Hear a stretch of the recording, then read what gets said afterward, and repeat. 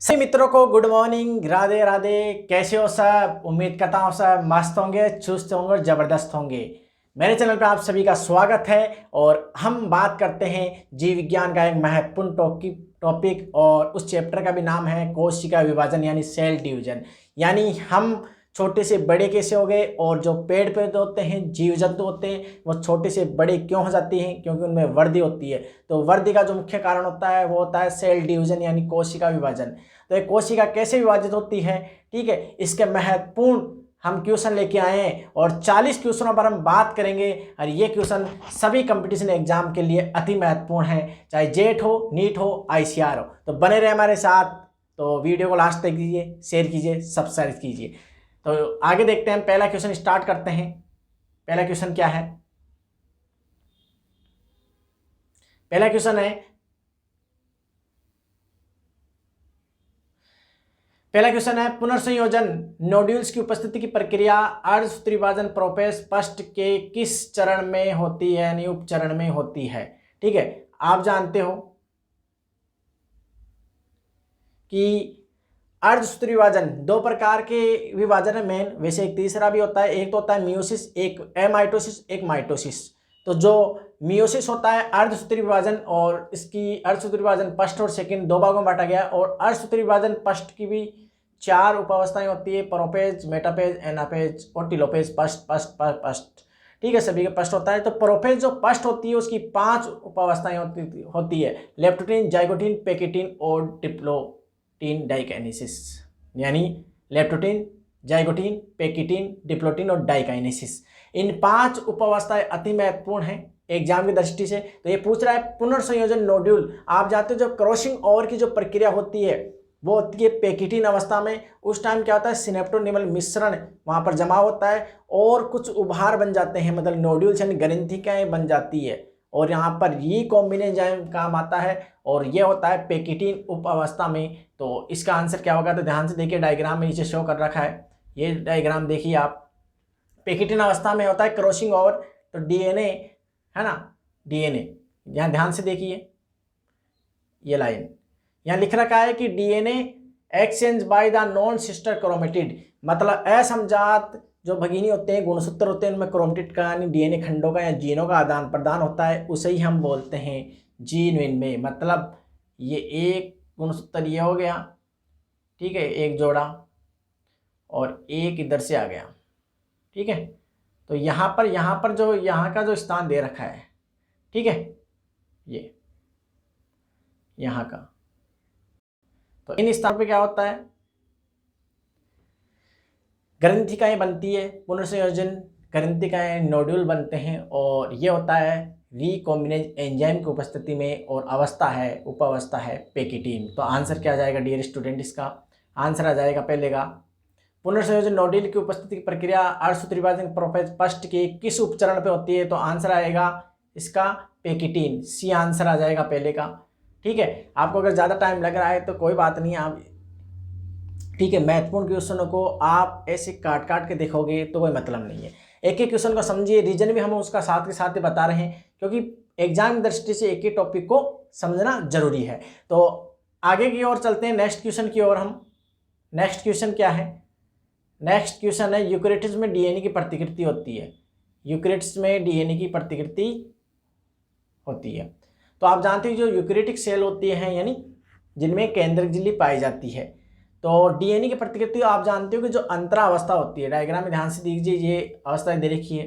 तो यहाँ पर देखिए आप, जैसे G1 है, G0 है, ये अवस्था है, इसे इंटरफेज बोलते हैं। इंटरफेज, इंटरफेज का मतलब होता है अंतरा अवस्था, यानी कोशिका की तैयारी अवस्था होती है इंटरफेज यानी अंतरावस्था, जिसमें कोशिका का लगभग 95% समय लग जाता है और कोशिका विभिन्न पदार्थों का संश्लेषण करती है, जैसे डीएनए संश्लेषण हो, आरएनए हो, तारकाएं हो, कई कोशिका उनका संश्लेषण होता है। तो ये क्वेश्चन ये पूछ रहा है, यूकेरियोट में डीएनए प्रतिकृति कहाँ होती है? मोस्ट इंपोर्टेंट क्वेश्चन, डीएनए की प्रतिकृति। तो आपको बता दें, ये जो एस अवस्था होती है, एस का मतलब ही क्या होता है? सिंथेसिस अवस्था। सिंथेसिस अवस्था, इसका मतलब डीएनए का संश्लेषण होता है, इसमें डीएनए का संश्लेषण होता है, इसलिए सिंथेसिस अवस्था बोलते हैं। तो आंसर क्या आ जाएगा डियर स्टूडेंट? एस चरण, सी आंसर आ जाएगा इसका भी। ठीक है, दूसरे क्वेश्चन का। नेक्स्ट क्वेश्चन की ओर चलते हैं हम। तीसरा क्वेश्चन है, माइटोटिक कोशिका विभाजन यानी समसूत्री विभाजन के दौरान निम्नलिखित में से कौन सा कभी नहीं होता, यानी कौन सी घटना है जो समसूत्री विभाजन में कभी नहीं होती है। तो इसका आंसर देखिए, पहला ऑप्शन है कुंडलन और संघनन क्रोमेटिड होता है, ये होता है। स्पिंडल फाइबर क्रोमोसोम के काइनेटोकोर से जुड़ जाते हैं विपरीत ध्रुव की ओर, ये भी सही है। विपरीत ध्रुवों की ओर सेंट्रियोल्स की गति होती है, ये भी सही है, समसूत्री विभाजन में होता है। समजातीय गुणसूत्रों का युग्मन होता है, 9। समजातीय गुणसूत्रों का जो युग्मन होता है वो तो अर्धसूत्री विभाजन पष्ट की पूर्वावस्था पष्ट में होता है, समजात गुणसूत्रों का युग्मन, और वो भी होता है पूर्वावस्था पष्ट की दूसरी जो उपावस्था होती है जाइगोटीन, ठीक है, यानी युग्म पट उसके अंदर होता है। तो ये अर्धसूत्री विभाजन का नहीं है, सॉरी ये अर्धसूत्री विभाजन का है ये आंसर तो। और हम पूछ रहे हैं कि माइटोटिक कोशिका विभाजन दौरान निम्नलिखित में कौन सा कभी नहीं होता है, यानी समसूत्री में कौन सा नहीं होता है। तो समसूत्री में ये नहीं होता है क्योंकि ये अर्धसूत्री विभाजन का लक्षण है। आंसर आ जाएगा डी इसका। ठीक है, आंसर इसका डी आ जाएगा स्टूडेंट। हम नेक्स्ट क्वेश्चन की ओर चलते हैं। चौथा क्वेश्चन है, सिनेप्सिस किसके बीच होता है। आप जानते हो जब क्रॉसिंग और प्रक्रिया हो, सॉरी जाइगोटीन जो अवस्था आती है, जाइगोटीन अवस्था यानी युग्म पट, युग्म पट में क्या होता है, समजात गुणसूत्र पास पास आ जाते हैं और उनमें जी समजात गुणसूत्रों का युग्मन होता है, इसलिए इसे हम बोलते हैं सूत्र युग्मन। और टेट्राड अवस्था बनना शुरू होती है जो अगली अवस्था पेकिटिन में अच्छी दिखाई देती है। तो इसका आंसर क्या आएगा कि सिनेप्सिस किस पे होता है। सिनेप्सिस को हिंदी में बोलते हैं सूत्र युग्मन। ठीक है, सिनेप्सिस यानी सूत्र युग्मन, तो ये होता है जाइगोटीन यानी युग्म पट अवस्था में। तो दो समजात, तो पहला नर युग्म मादा युग्म नहीं आएगा, एमआरएनए राइबोसोम नहीं आएगा, स्पिंडल फाइबर और सेंट्रोमियर नहीं आएगा, दो समजात गुणसूत्रों के बीच होता है। ठीक है, तो डी आंसर आ जाएगा इसका, डी आंसर।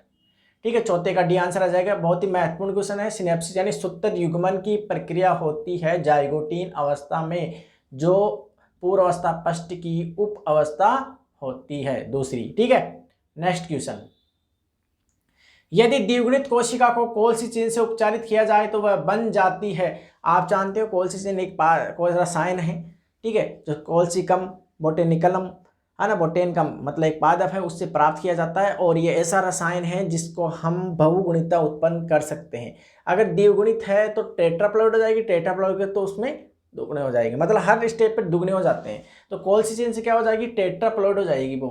ठीक है, टेट्राप्लॉइड, बी आंसर आ जाएगा इसका। ठीक है, तो पांचवें का बी आंसर। नेक्स्ट क्वेश्चन की ओर चलते हैं हम।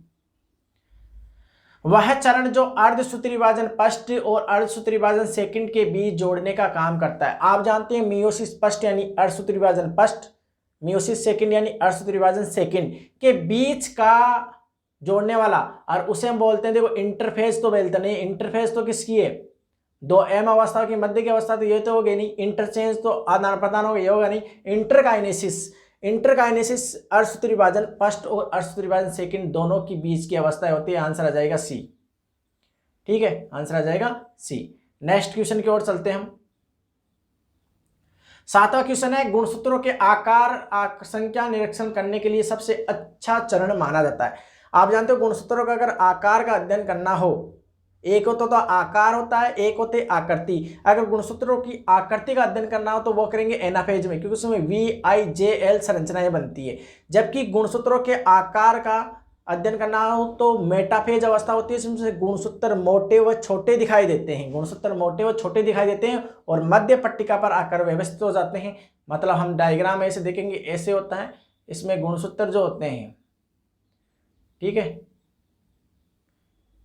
ऐसे ऐसे जुड़ जाते हैं गुणसूत्र, मध्य पट्टिका पर आ जाते हैं। यहाँ एक मध्य पट्टिका आती है, ठीक है, उस पर जुड़ जाते हैं। नीचे का डायग्राम में हम शो करते हैं, डायग्राम आपको बता देते हैं। नीचे देखिए डायग्राम, और यहाँ पर देखिए मेटाफेज अवस्था, देखिए आप मेटाफेज अवस्था में, ये देखो मेटाफेज अवस्था में गुणसूत्र मध्य पट्टिका पर आकर व्यवस्थित हो गए हैं। ठीक है, मध्य पट्टिका पर व्यवस्थित हो गए हैं, तो इसे हम बोलते हैं, ठीक है, मध्य पट्टिका पर आकर व्यवस्थित हो जाते हैं। ध्यान से देखिए मेटाफेज में, तो आंसर क्या आएगा, मेटाफेज। आंसर क्या आ जाएगा, मेटाफेज, यानी मध्य अवस्था। ठीक है, मध्य अवस्था इसका क्वेश्चन आ जाएगा। ठीक है, सब कुछ ज़्यादा हम बोलते हैं, आदत पड़ी हुई है बोलने की, ठीक है, पढ़ाते हैं जब यही शब्द ज़्यादा बोलते हैं, ठीक है, क्योंकि बच्चों को बार बार समझाना पड़ता है, ठीक है, अब नहीं बोलेंगे, ठीक है। निम्नलिखित में से कौन सा कोशिका चक्कर का सबसे लंबा चरण होता है? प्रोफेज, इंटरफेज, टेलोफेज, एम चरण। आप जानते हो प्रोफेज चूर अवस्था लंबी होती है, सही है। इंटरफेज उससे भी लंबी होती है। टेलोफेज ये लास्ट की अवस्था, एम चरण ये भी नहीं होता है। आप जानते हैं कोशिका की जो तैयारी की अवस्था होती है, उस तैयारी की अवस्था को हम बोलते हैं अंतरावस्था यानी इंटरफेज, जिसमें 95% समय लग जाता है। 95% समय लग जाता है कोशिका को तैयार होने में। कहने का मतलब यह है कि हम किसी शादी की तैयारी करते हैं तो लगभग महीने 2 महीने शादी की तैयारी में लग जाते हैं और शादी एक दिन में प्रोग्राम पूरा कंप्लीट हो जाता है। ऐसे ही कोशिका एक से जब 2 होती है तो पहले कोशिका अपना आकार बढ़ाती है, कई पदार्थों का संश्लेषण करती है, तो उसमें क्या करती है, लगभग 95% समय उसी में खपा देती है और 5% समय में ही डिवाइड हो जाती है, ठीक है। तो ज़्यादातर समय लगा इंटरफेज अवस्था होती है उसे, ठीक है, अंतरावस्था बोलते हैं, जिसकी बी आंसर आ जाएगा, ठीक है, बी आंसर। 8वें का आंसर क्या आ जाएगा? बी। 8वें का बी आंसर आ जाएगा, ठीक है, ज़्यादातर समय इसी में लगता है। नेक्स्ट क्वेश्चन की ओर। कोशिका चक्कर में पहला अंतराल चरण है। कोशिका चक्कर में पहला अंतराल चरण है। पहला अंतराल चरण को क्या बोलते हैं रे हम? पहले अंतराल चरण को हम कोशिका में क्या बोलते हैं? जीवन। क्या बोलते हैं? जीवन, यानी गे फर्स्ट। और गे फर्स्ट का आता है मतलब G0, G1, वो S और G2। तो अंतरा अवस्था जो होती है इंटरफेज, वो किन के बीच होती है? एक तो समसूत्री विभाजन और डीएनए प्रतिकृति चरण के बीच का अंतर, यानी डीएनए प्रतिकृति और हाँ माइटोटिक। आप जानते हो ऐसा अवस्था, तो कोशिका चक्कर वाला आप डायग्राम देख सकते हो, ये देखो ध्यान से, ये पूछ रहा है, इसकी बात कर रहा है, ये इसकी, इस चक्कर की बात कर रहा है, जीवन की, ये जीवन है। तो ये किसके बीच है? एक तो ये विभाजन वाला अवस्था हो गई और ये एक डीएनए वाली अवस्था हो गई। इस डीएनए विभाजन वाली अवस्था और डीएनए वाली इनकी मध्य की अवस्था होती है ये, ठीक है। तो इसका आंसर क्या आ जाएगा? तो देखो इसका आंसर माइटोटिक चरण सही है और डीएनए प्रतिकृति चरण के बीच का अंतराल सही है। पहला आंसर आ जाएगा डीएनए प्रतिकृति डीएनए पृथक्करण का चरण के बीच का अंतराल, ये तो नहीं आएगा रे, ठीक है। कैरियोकाइनेस साइटोकाइनेस के बीच का अंतराल, ये भी नहीं आएगा। तो इसका आंसर क्या आ जाएगा डियर स्टूडेंट? इसका आंसर आ जाएगा पहला, फर्स्ट आंसर आ जाएगा 90 का फर्स्ट आंसर, ठीक है। नेक्स्ट क्वेश्चन की ओर चलते हैं हम।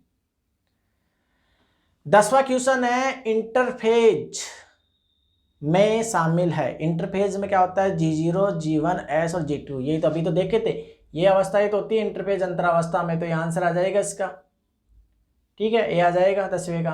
नेक्स्ट क्वेश्चन की ओर चलते हैं हम। 11वां क्वेश्चन क्या है?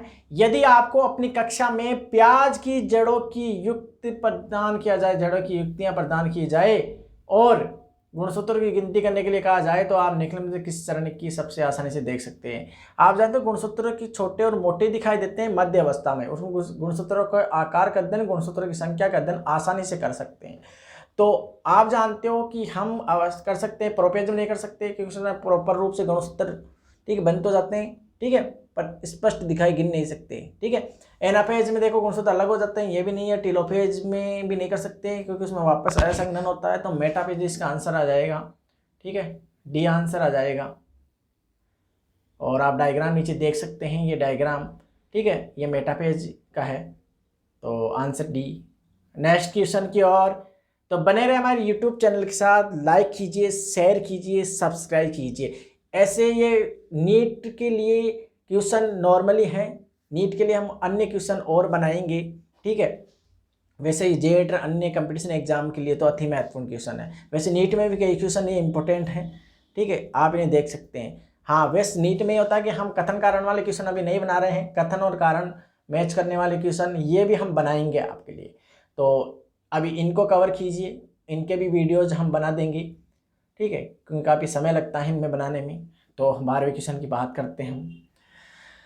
माइटोसिस में केंद्रक आवरण और न्यूक्लियोलस केंद्रिका के दौरान गायब हो जाते हैं, यानी केंद्रक आवरण और न्यूक्लियोलस केंद्रिका गायब हो जाती है रे। माइटोसिस कौन से में बताओ गायब हो जाती है? मेटाफेज में दिखाई नहीं देती है, इंटरफेज में तो होते हैं, प्रोफेज के लास्ट में गायब हो जाते हैं। प्रोफेज के लास्ट में गायब हो जाते हैं, आप जानते हो, पूर्व अवस्था पस्ट, क्योंकि 4 जो अवस्थाएं होती है, प्रोफेज, मेटाफेज, एनाफेज और टीलोफेज, तो उससे पूर्व अवस्था में क्या होता है, गुण केंद्रक आवरण और केंद्रिका गायब होने लगते हैं और अंतिम इसके चरण में गायब ही हो जाते हैं और मध्य अवस्था में दिखाई नहीं देते। तो आंसर क्या आ जाएगा इसका, प्रोफेज। इसका आंसर आ जाएगा सी आंसर आ जाएगा, ठीक है, 12वीं का सी। नेक्स्ट क्वेश्चन, जीन का पुनर्संयोजन होता है, पुनर्संयोजन यानी रिकॉम्बिनेशन, यानी जीनों का आदान प्रदान। तो जीनों का आदान प्रदान आप जानते हो, पूर्व अवस्था जो पस्ट होती है उसकी तीसरी जो उपावस्था होती है पेकिटीन, उसके अंदर होता है। तो यहाँ जीन का आदान प्रदान देखो यहाँ दे रखा है, अर्धसूत्री विभाजन में प्रोफेज पस्ट, यही आंसर आ जाएगा इसका, फर्स्ट ही आ जाएगा इसका आंसर। और देखो नीचे डायग्राम देख सकते हो आप, ये डायग्राम देखिए आप, पेकिटीन अवस्था वाला, जहाँ जीनों का आदान प्रदान हो रहा है, मतलब ये एक डीएनए हो गया, एक ये हो गया, यानी असमजात नॉन सिस्टर क्रोमेटिड के मध्य यहाँ पर जीनों का आदान प्रदान हो रहा है, डीएनए खंडों का आदान प्रदान हो रहा है, ठीक है। तो इसका आंसर क्या आ जाएगा, फर्स्ट आंसर आ जाएगा इसका, एक आ जाएगा, ठीक है, 13वें का। नेक्स्ट क्वेश्चन 14 क्वेश्चन है, सिनेप्टोनिमल मिश्रण यानी कॉम्प्लेक्स एक न्यूक्लियो प्रोटीन संरचना है, यह डॉट डॉट से दिखाई देता है या पाया जाता है। न्यूक्लियो प्रोटीन यानी सिनेप्टोनिमल कॉम्प्लेक्स एक संरचना है जो कहाँ से दिखाई देती है रे, आप जानते हो कि लेप्टोटीन में तो दिखाई देती है, लेप्टोटीन से जाइगोटीन, पेकिटीन, डिप्लोटीन, डाइकाइनेसिस, ठीक है। तो जाइगोटीन में ये बनना शुरू हो जाती है, ठीक है, तो जाइगोटीन से ये शुरू हो जाती है, तो आंसर जाइगोटीन से पेकिटीन तीसरी अवस्था होती है, तो पहला आंसर आ जाएगा इसका भी, ठीक है, ए आंसर आ जाएगा, ठीक है, 14वें का पहला। नेक्स्ट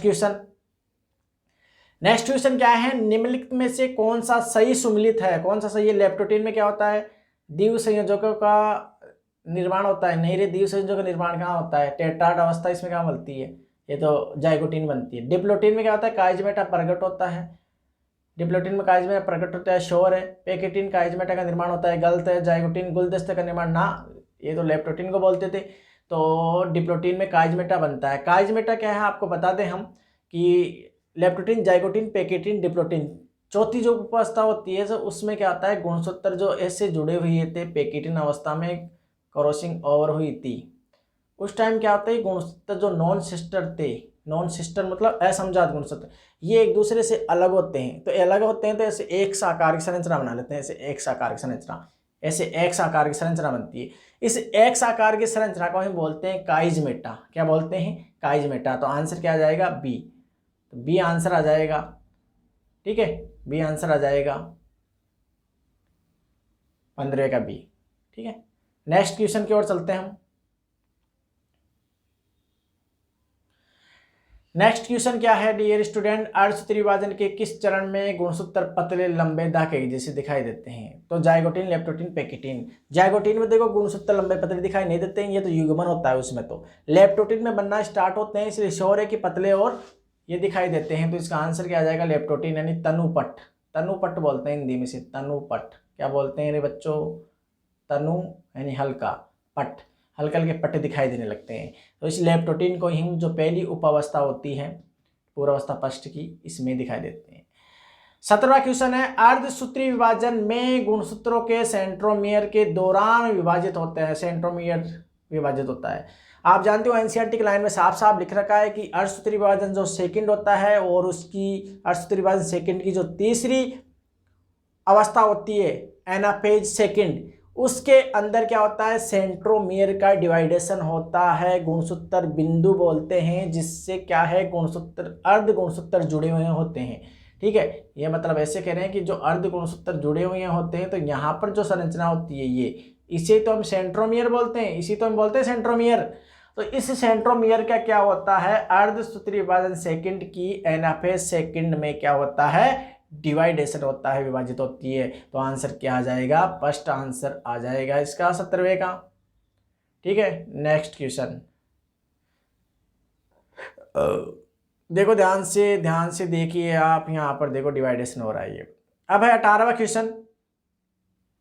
18 क्वेश्चन क्या कहता है डियर स्टूडेंट, और ये कह रहा है कि स्पिंडल फाइबर से जुड़ते हैं स्पिंडल फाइबर यानी तर्कु तंतु जो तारक केंद्र से बनते हैं गुणसूत्रों पर पाई जाने वाली कौन सी संरचना से जुड़ते हैं। तो आप जानते हो एक जो गुणसूत्र यह होता है, ऐसे मान लो ये एक गुणसूत्र है, एक ही है ना, एक जोड़ा, एक गुणसूत्र बिंदु और हो गया। तो एक गुणसूत्र बिंदु, ये गुणसूत्र बिंदु है और इनके ऊपर एक के ऊपर दो दो डॉट होते हैं, मतलब 4 डॉट हो गए ऐसे बीम के आकार है, उससे गुणसूत्र बिंदु जुड़ते हैं। डायग्राम में देखो, आप डायग्राम बताइए यहाँ पर देखिए आप, ये देखो ये जो तर्कु तंतु जुड़े हुए हैं ना, तर्कु तंतु, ये तर्कु तंतु मतलब ये आपको तर्कु तंतु दिखाई दे रहा है ना, ऐसे इन तर्कु तंतु जुड़ते हैं ये गुणसूत्र पे पाए जाने वाले काइनेटिक कोर से। तो आंसर क्या आ जाएगा, काइनेटिक कोर, ठीक है, इससे जुड़ते हैं, बी आंसर आ जाएगा। नेक्स्ट क्वेश्चन की ओर चलते हैं। 19वां क्वेश्चन है, निम्नलिखित में से कौन सा विकल्प माइटोसिस के दौरान घटनाओं का सही क्रम दर्शाता है। सही क्रम दर्शाता है मतलब सही क्रम क्या है, आप जानते हो पहले क्या होता है, गुणसूत्र की प्रोफेज अवस्था होती है, गुणसूत्रों का संघनन होता है शोधन। दूसरी अवस्था में मेटाफेज आती है, मध्य पट्टिका पर आ जाते हैं तो परमाणु झिल्ली प्रतिकरण होना शुरू हो जाता है, ये भी हो जाता है। भूमध्य रेखा पर व्यवस्थित हो जाते हैं, मेजाफिटिक प्लेट पाते हैं, सही है। सेंट्रोमीर विभाजन होता है, सही है। पृथक्करण होता है, सही है। टेलोफेज लास्ट की अवस्था आ जाती है, तो यही आंसर आ जाएगा। क्रॉसिंग ओवर ये तो आएगा नहीं, भूमध्य रेखा पर सेंट्रोमीर विभाजन पृथक्करण, ये भी तीसरा भी नहीं आएगा। और चौथा है संघनन परमाणु झिल्ली पृथक्करण क्रॉसिंग ओवर, तो ये भी नहीं आएगा। पहला ही आंसर आ जाएगा इसका, फर्स्ट ही आंसर आ जाएगा, ठीक है, पहला आंसर आ जाएगा। क्योंकि पहले जो पूर्व अवस्था में क्या होता है, गुणसूत्र संघनन होता है, यानी क्रोमेटिन से क्या बनते हैं, क्रोमेटिन से बनते हैं गुणसूत्र। और परमाणु झिल्ली जो होती है मतलब केंद्रीय झिल्ली, वो भी गायब होना स्टार्ट हो जाती है। फिर मध्य अवस्था में मेजाफिटिक प्लेट पर क्या है, व्यवस्थित होता है, केंद्र के झिल्ली दिखाई नहीं देती हैं। और उसके बाद में अगले एनाफेज में अलग होते हैं और टेलोफेज में 2 कोशिकाएं बन जाती है। तो आंसर क्या आ जाएगा, ए आ जाएगा। नेक्स्ट क्वेश्चन की ओर चलते हैं। नेक्स्ट क्वेश्चन क्या है, 20वां क्वेश्चन क्या कहता है, 20वां क्वेश्चन क्या कहता है, अर्धसूत्रीय विभाजन में क्रॉसिंग ओवर की शुरुआत होती है। क्रॉसिंग ओवर की शुरुआत कहाँ होती है, क्रॉसिंग ओवर कहाँ होता है रे, अर्धसूत्रीय विभाजन। क्रॉसिंग ओवर कौन सी अवस्था में होता है, क्रॉसिंग ओवर आपको कितनी बार बताया, क्रॉसिंग ओवर का मतलब होता है, डायग्राम से समझिए, इस यहाँ पर डायग्राम नहीं है, ये देखो क्रॉसिंग ओवर, ये आपको जो संरचनाएं दिख रही है यहाँ पर, ये यहाँ असंजात गुणसूत्र नॉन सिस्टर क्रोमेटिड के मध्य, नॉन सिस्टर क्रोमेटिड के मध्य डीएनए खंडों का आदान प्रदान होता है, इसे हम बोलते हैं क्रॉसिंग ओवर। और ये होती है पेकेटिन अवस्था में, ठीक है, जो पूर्व अवस्था पष्ट की तीसरी उपावस्था होती है। तो इसका आंसर क्या आ जाएगा, हम उस क्वेश्चन पर वापस आते हैं। अर्धसूत्रीय विभाजन में क्रॉसिंग ओवर की शुरुआत होती है, तो कौन सी में, पेकेटिन अवस्था में, ए आ जाएगा, ठीक है। जीनों का आदान प्रदान क्रॉसिंग ओवर यानी जीन विनिमय कहलाता है, जिसे हम क्रॉसिंग ओवर कहते हैं। नेक्स्ट क्वेश्चन, 21वां क्वेश्चन, कोशिका वृद्धि के दौरान डीएनए संश्लेष होता है। अभी तो बताया डीएनए का संश्लेष ऐसा अवस्था में होता है, ऐसा अवस्था में डीएनए का संश्लेष होता है, सी आंसर आ जाएगा, ठीक है। नेक्स्ट क्वेश्चन, सिनेप्स समजात गुणसूत्र की जोड़ी द्वारा निर्मित कॉम्प्लेक्स को कहा जाता है। आप जानते हो कि सिनेप्सिस की जो प्रक्रिया होती है यानी सूत्र युग्मन, जिसमें समजात गुणसूत्रों का युग्मन होता है, उसे सिनेप्सिस कहते हैं। और ये लेप्टोटिन के बाद में जो दूसरी उपावस्था आती है जाइगोटीन यानी युग्मपट। जाइगोटीन मतलब, जाइगो का शब्द का मतलब क्या होता है, युग्म होता है ना, जाइगोटीन, जाइगोटीन। तो यहाँ पर जाइगो शब्द का अर्थ युग्म होता है, मतलब युग्म बन जाते हैं। तो आप जानते हो एक गुणसूत्र के अंदर 2 क्रोमेटिड होते हैं, अर्ध गुणसूत्र होते हैं। तो एक जोड़े के अंदर 4 क्रोमेटिड हो गए, तो 4 को हम क्या बोलते हैं, टेट्राड यानी चतुष्क। और ऐसे होगा हम क्या बोलेंगे, आंसर क्या आएगा इसका, तो आंसर क्या आ जाएगा, डी आंसर आ जाएगा ना बच्चों, ये लो आंसर, डी आंसर जाइगोटीन अवस्था का। नेक्स्ट क्वेश्चन, कोशिका चक्कर के एस चरण पर होता है डीएनए की मात्रा दुगनी हो जाती है। प्रत्येक कोशिका में डीएनए की मात्रा दुगनी हो जाती है, प्रत्येक कोशिका में डीएनए की मात्रा समान रहती है, गुणसूत्र संख्या बढ़ जाती है, प्रत्येक कोशिका में डीएनए की मात्रा आधी हो जाती है। तो डीएनए की मात्रा दुगनी हो जाती है, ये इसका आंसर आता है, क्योंकि इससे बोलते हैं हम सिंथेसिस होता है, डीएनए का द्विगुणन होता है। 2 कार्बन अगर डीएनए है एनसीईआरटी के अकॉर्डिंग तो 4 कार्बन हो जाते हैं, ठीक है। नेक्स्ट क्वेश्चन, अर्धसूत्रीय विभाजन के किस चरण में एंजाइम रिकॉम्बिनेज की आवश्यकता होती है। आप जानते हो, यहाँ देखो डायग्राम में ध्यान से, ये जो अवस्था दे रखी है यहाँ पर क्या होता है, यहाँ पर यहाँ पर क्या हो रहा है कि सिनेप्टोनिमल मिश्रण से आपस में चिपके हैं सिमेट्रिक पदार्थ, और इनमें क्या था, इस नॉन सिस्टर क्रोमेटिड है, असमजात गुणसूत्र है, ये अलग गुणसूत्र, ये अलग गुणसूत्र, इनमें डीएनए खंडों का आदान प्रदान हो रहा है, यहाँ पर डीएनए खंडों का आदान प्रदान हो रहा है, और इसे हम बोलते हैं क्रॉसिंग और होना। तो क्रॉसिंग और होती है तो यहाँ पर एक एंजाइम काम होता है, यानी रिकॉम्बिनेशन हो रहा है, तो रिकॉम्बिनेशन होता है तो एक एंजाइम काम आता है, और उस एंजाइम का नाम है रिकॉम्बिनेज, जो रिकॉम्बिनेशन करवाएगा।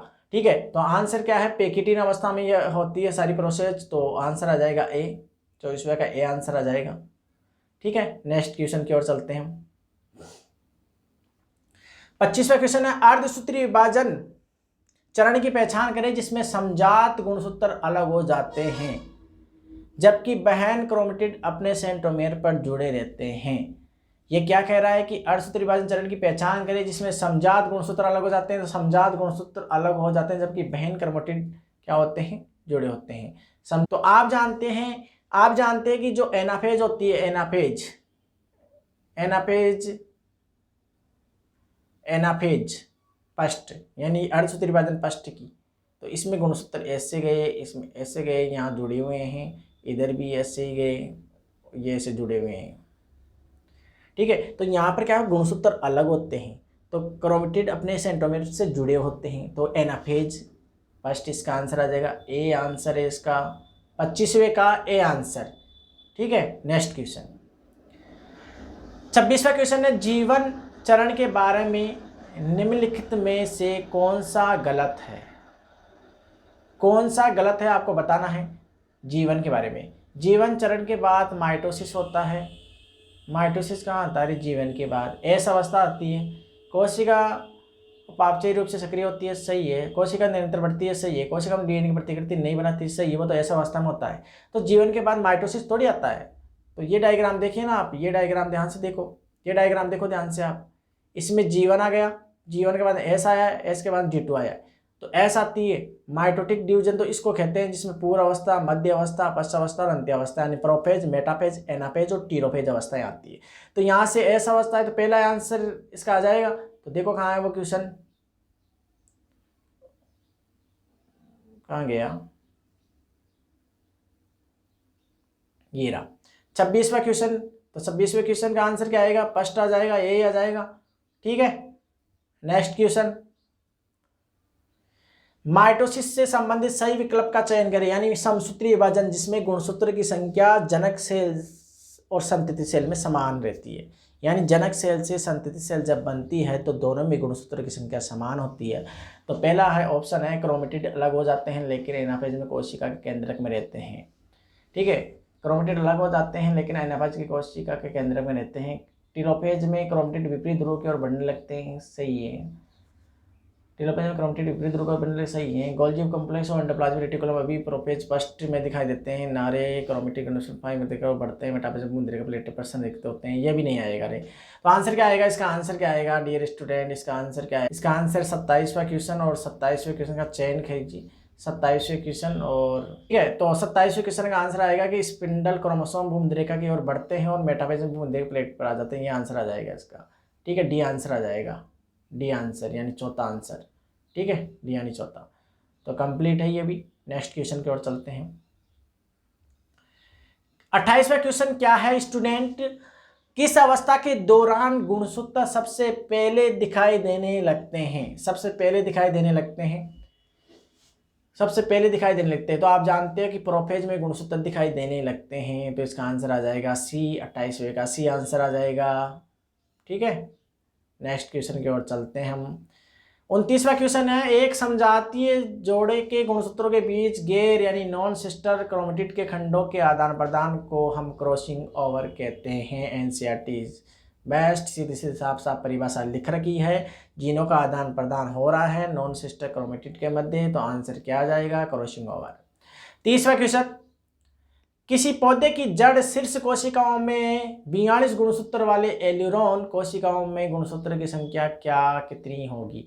क्या कह रहा है कि जड़ शीर्ष कोशिकाओं में 42 गुणसूत्र वाले एल्यूरोन कोशिका में गुणसूत्र की संख्या क्या होगी, यानी जड़ की कोशिकाओं में जब क्या होता है कि 42 गुणसूत्र है, और ये कह रहा है कि एल्यूरोन में कितनी होगी, एल्यूरोन परत। अब ये एल्यूरोन क्या होता है तो आपको बता दें, यहाँ से डायग्राम से देखो ध्यान से, एलुरोन जो ये एक बीजपत्री होती है, जैसे मक्का का डायग्राम है, ये एनसीईआरटी में साफ साफ बना रखा है। मक्का का जो डायग्राम होता है ना, इसमें बाहर की ओर जो प्रोटीन आवरण होता है एलुरोन परत बोलते हैं। और ये एलुरोन जो परत होती है वो त्रिगुणित होती है, यानी 3n होती है। तो आप जानते हो कि जड़ होती है 2n। जड़ क्या होती है रे, ये बीच बीच में क्या आ जाता है इससे, ठीक है। तो जड़ क्या होती है, जड़ होती है 2n, जड़ होती है 2n, और एलुरोन जो परत होती है वो होती है 3n। तो आप जानते हो n बराबर कितने गुणसूत्र हो जाएंगे, 21, है ना। तो 3n बराबर कितने हो जाएंगे, 63। तो आंसर क्या आ जाएगा, बी आंसर आ जाएगा ना, आंसर बी आ जाएगा, ठीक है। 63 गुणसूत्र, क्योंकि आप जानते हो जो एलुरोन जो परत होती है ना, एलुरोन परत वो त्रिगुणित होती है, ठीक है। तो त्रिगुणित होती है तो 3n आ गए। कई बार क्वेश्चन पूछ लेते हैं नीट में एलुरोन परत के बारे में। और ये स्कूटेलम यहाँ पर लिख रखा है ना, इससे भी काफी क्वेश्चन आते हैं। ये स्कूटेलम लिख रहा है ना, स्कूटेलम, इससे भी क्वेश्चन होते हैं, क्योंकि ये एक बीजपत्री में जो बीजपत्र होता है उसको हम स्कूटेलम या पर्सल्क या ब्रोथिका कहते हैं। ये भी क्वेश्चन पूछ लेते हैं। नेक्स्ट क्वेश्चन की ओर, 31वां क्वेश्चन क्या है, अर्धसूत्री विभाजन के किस चरण के दौरान टेट्राड बनते हैं, यानी चतुष्क संरचना बनती है। तो आप जानते हो कि जो प्रोफेज पष्ठ की जो दूसरी उप अवस्था होती है जाइगोटिन, उसमें टेट्राड बनते हैं। अगली अवस्था पेकिटी में अच्छी तरह दिखाई देते हैं, यानी युगली या बाईवेलेंट बनते हैं। एनसीईआरटी की लाइन है, एनसीईआरटी की लाइन है, बाईवेलेंट या युगली का निर्माण होता है, ये जाइगोटिन अवस्था में होता है। और वो प्रोफेज पष्ठ की अवस्था है, तो उसमें प्रोफेज डायरेक्ट दे रखा है, कोई दिक्कत ही नहीं ना। डी आंसर लगा दो, लॉक कर दो। 31वां क्वेश्चन हो गया, अगले क्वेश्चन पर चलने दो, ठीक है। नेक्स्ट क्वेश्चन क्या लग रहा है आपको, ये क्वेश्चन आपको इजी लग रहे होंगे, इजी है, ज़्यादा टफ तो है नहीं। ये देखो टफ भी है, मैच करने वाले क्वेश्चन हमने नहीं दिए, एनसीईआरटी बेस लाइनों का हमने उठाया है और उनसे क्वेश्चन बनाए। हम मैच करने वाले क्वेश्चन भी बनाएंगे, जिसमें कथन कारण वाले क्वेश्चन भी हम बनाएंगे। पहले हम इन क्वेश्चनों को कवर करते हैं, ठीक है। तो very important question, all competition exam, ठीक है, नीट हो, जेट हो, फर्स्ट ग्रेड, सेकेंड ग्रेड। अगर आपको अच्छे लग रहे हैं वीडियो तो आप इनको नोट भी कर सकते हैं, लिख भी सकते हैं, कवर कर सकते हैं अच्छी तरह, और इनको शेयर कर सकते हैं, ठीक है। जैसे हमारे जैसे कई बंधु भाई लोग जो तैयारी कर रहे हैं, आपके जैसे स्टूडेंट, उन तक भी पूछे तो वो भी इन क्वेश्चनों से तैयारी करके अपना सिलेक्शन देवे, ठीक है। तो ज़्यादा हो रहा है, प्रवचन देने लग गए यहाँ पर, आपको पसंद नहीं शायद। चलो आगे चलते हैं। प्रयोगशाला में माइटोसिस के अध्ययन के लिए सर्वोत्तम सामग्री है। प्रयोगशाला में माइटोसिस समसूत्री विभाजन के अध्ययन के लिए सबसे अच्छी सामग्री क्या है, परागकोश का अध्ययन, की जड़ की नौका, की पत्ती की नौका, की अंडाशय। आप जानते हो कि समसूत्री विभाजन का अगर अध्ययन करना हो प्रयोगशाला में, तो ये क्वेश्चन 11th की प्रयोगशाला से आता रहता है। 11th कक्षा में जब स्टूडेंट होते हैं और वो प्याज की जड़ों का अध्ययन करते हैं, क्योंकि प्याज की जो जड़ें हैं वहाँ पर क्या है, एक प्रकार से विभुजोत्तक, जड़े में क्या होता है, विभुजोत्तक क्षेत्र पाया जाता है, मेरिस्टेमेटिक रीजन। तो उसमें क्या है, बार बार अध्ययन होता है, समसूत्री विभाजन चलता रहता है। तो श्योर है कि जड़ की नोक वाला आंसर आ जाएगा इसमें, बी आंसर आ जाएगा इसमें, ठीक है। तो यहाँ नेक्स्ट क्वेश्चन की ओर चलते हैं, 32वें का बी। और अगला क्वेश्चन हम स्टार्ट करते हैं, और अगला क्वेश्चन है गुणसूत्रों का संघनन देखा जाता है। गुणसूत्रों का संघनन यानी गुणसूत्र क्रोमेटिड, गुणसूत्र किससे बोलते हैं, आप जानते हो जो डीएनए होता है, आपको बता दे थोड़ा बहुत, ये ऐसे डीएनए होता है, ये डीएनए से कुंडलित होता रहता है, कुंडलित होकर क्या है, हिस्टोन प्रोटीन के ऊपर ऐसे लिपट जाता है। जैसे माला के मोती होते हैं ना, उस पर कोई रस्सी लपेट दे, तो डीएनए ऐसे लिपटा होता है हिस्टोन प्रोटीन पर, और ऐसे लिपटते लिपटते है ना, सोलोनोइड, सुपर सोलोनोइड, इससे पहले क्रोमेटिन, फिर सोलोनोइड, सुपर सोलोनोइड, और क्रोमोसोम यानी गुणसूत्र का निर्माण करता है। और गुणसूत्र शब्द वाल्डेन ने दिया था, आपको बता दूं, वाल्डेन ने। यानी ये जो गुणसूत्र शब्द दिया गया था ना, गुणसूत्र शब्द, ये गुणसूत्र शब्द जो दिया गया था, ये वाल्डेर वैज्ञानिक ने नाम दिया था गुणसूत्र, ठीक है। तो गुणसूत्र क्या है, संघनन होता है तो प्रोफेज में शुरू हो जाता है। तो आंसर क्या आ जाएगा इसका, फर्स्ट आंसर आ जाएगा, ठीक है। आगे चलते हैं हम, फिर हम बोल दिए ठीक है। अब ठीक है तो देखो बोलते हैं तो हम क्या करें, आदत पड़ी हुई है, सुधारेंगे इसको। नेक्स्ट क्वेश्चन की ओर चलते हैं। मानव कोशिका कितने समय में विभाजित हो जाती है। एनसीईआरटी की लाइन, मानव कोशिका 24 घंटे में विभाजित हो जाती है, और 90 मिनट में किसकी हो जाती है, आप जानते हो, ठीक है। तो इसका आंसर क्या आ जाएगा बच्चों, 24 घंटे, ठीक है, ये आ जाएगा। नेक्स्ट क्वेश्चन, फिर बोल दिया ठीक है, हद ही हो गई, मतलब हद ही कर दी है, कुछ भी मतलब आगे देखो रे 35वां क्वेश्चन, यीस्ट कोशिका को विभाजित होने में कितना समय लगता है? यीस्ट कोशिकाओं को विभाजित होने में लगता है 90 सेकंड, मिनट की 90 घंटे की 24 घंटे। तो आप जानते हो 90 मिनट में कोशिका डिवाइड हो जाती है, यानी 1.5 घंटे में। ठीक है, ये एनसीईआरटी की लाइन है। लाइन क्या होती है? ठीक है, यीस्ट आप जानते हो यीस्ट एक कोशिका होता है एक प्रकार से क्या, ये एक प्रकार से ये क्या है, फफूंद के अंतर्गत यानी कवक के अंतर्गत आता है। और यीस्ट में आपको बता दूं विभाजन जो होता है ना वो एमाइटोसिस होता है। देखो 3 प्रकार का विभाजन होता है, माइटोसिस यानी समसूत्री विभाजन जिसमें गुणसूत्र की संख्या जनक सेल संतति सेल में समान होती है। अर्धसूत्री विभाजन में जनक सेल संतति सेल में गुणसूत्र की संख्या आधी होती है। और एमाइटोसिस जो होता है ना ये इनमें प्रोकैरियोटिक सेल में होता है, जैसे जीवाणु, यीस्ट, माइकोप्लाज्मा। तो यीस्ट एक कोशिका होता है, तो एमाइटोसिस डिवीजन इसके में होता है। मोस्ट क्वेश्चन 36वां क्वेश्चन, कोशिका विभाजन के दौरान कौन सा विभाजन शुरू होता है? कोशिका विभाजन के दौरान पहले कौन सा शुरू होता है रे? पहले कौन सा होता है? आप जानते हो कि पहले केंद्रीय जो पदार्थ होता है ना, जिसमें क्या होते हैं कि क्रोमेटिन से डीएनए बनते हैं, यानी केंद्रीय पदार्थों का डिवाइडेशन होता है। उसके बाद कोशिका द्रव्य का विभाजन होता है। इंग्लिश में दे रखा है यहाँ पर, तो केंद्रक द्रव्य विभाजन को हम बोलते हैं कैरियोकाइनेसिस, यानी कैरियन केंद्र के लिए आता है, साइटोकाइनेसिस साइटोप्लाज्म कोशिका द्रव्य के लिए आता है। तो आंसर क्या आ जाएगा इसका? आंसर आ जाएगा बी, 36वें का बी। ठीक है, नेक्स्ट क्वेश्चन 37वां, गुणसूत्र की VIJL संरचनाएं कौन सी अवस्था में बनती है? डायग्राम में देखिए, ये एनाफेज अवस्था की डायग्राम बना रखा है। एनाफेज अवस्था, एनाफेज, एना का मतलब होता है बाद में, एना का मतलब क्या होता है? बाद में। एना का मतलब होता है बाद में, यानी बाद में आने वाली अवस्था, यानी मेटाफेज के बाद में आने वाली अवस्था। इसमें क्या होता है? इसमें ध्यान से देखिए, गुणसूत्र की जो भुजाएं हैं पीछे की ओर, गुणसूत्र बिंदु आगे की ओर होता है, ध्रुवों की ओर गति करते हैं, केंद्र केंद्रिका झिल्ली नहीं होती है। तो इसमें क्या होता है? VIJL संरचनाएं बनती है। तो एनाफेज इसका आंसर आ जाएगा। सी आंसर लगा सकते हो आप, सी आंसर। तो इसका आ जाएगा सी। ठीक है, 38वां क्वेश्चन है, गुणसूत्र छोटे व मोटे दिखाई देते हैं कौन सी अवस्था में? तो बताया था ना कि मेजाफेटिक प्लेट पर आ जाते हैं, मध्य पट्टिका पर गुणसूत्र मोटे व छोटे दिखाई देते हैं, आकार का अध्ययन कर सकते हैं। सबसे बेस्ट अवस्था मानी जाती है, ये एनसीईआरटी की लाइन है, मेटाफेज कि गुणसूत्रों का अध्ययन करना हो तो कौन सी अवस्था में करें? आकृति का अध्ययन करना हो तो एनाफेज, आकार का अध्ययन करना हो तो मेटाफेज।